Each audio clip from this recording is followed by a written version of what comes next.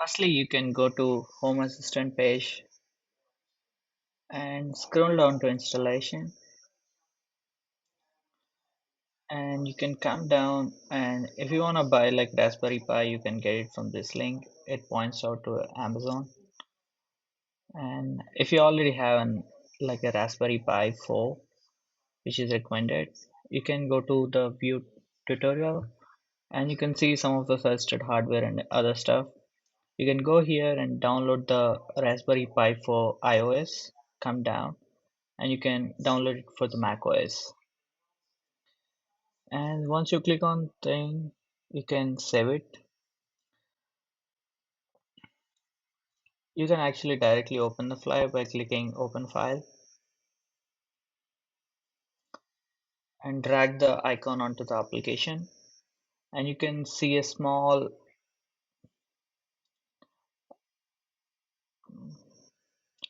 pop-up coming up, which is basically Raspberry Pi imager is actually opening. After you open it, it's pretty simple.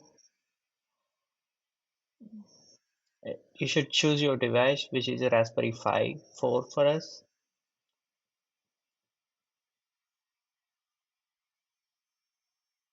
and choose an operating system. And good thing is that they basically have a system where you can directly install the Home Assistant there, and you can go to the other specific OS and you can go to the Home Assistant and click on Home Assistant. You can choose the first option, and you can choose your SD card which is inserted. After that, it will basically erase everything present in the SD card,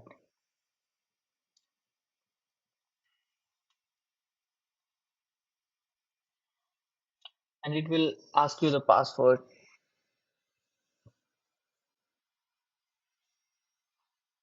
Click on OK, and once it finishes writing to 100%, it basically closes itself. You can see that I inserted like a C-type power to the Raspberry Pi.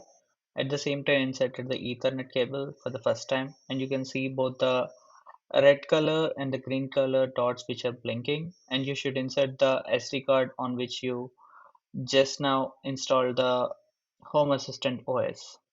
Once you've done that, go to the Home Assistant .local 8123 onboarding, and you can create a new user. I upload my name and username, and you can create your own password and confirm password. Click on create account. You should enter your home location. Sometimes it doesn't show up the exact location, so make sure that you can click see the drop down and see the exact location of your home and click on that. And once you clicked on that, it will show both the addresses. Entered a generic address and I'm selecting it. And once you select it, click on next.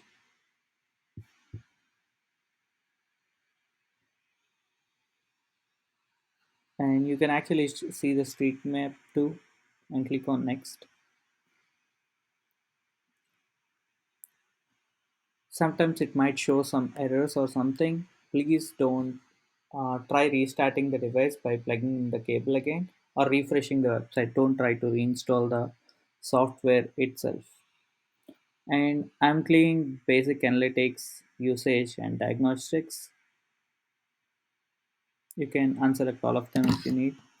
And these are the devices which is already compatible, which is existing in my local network, and basically found out all of them. And you can actually finish it, then go to all the devices. It will show all the devices which are available.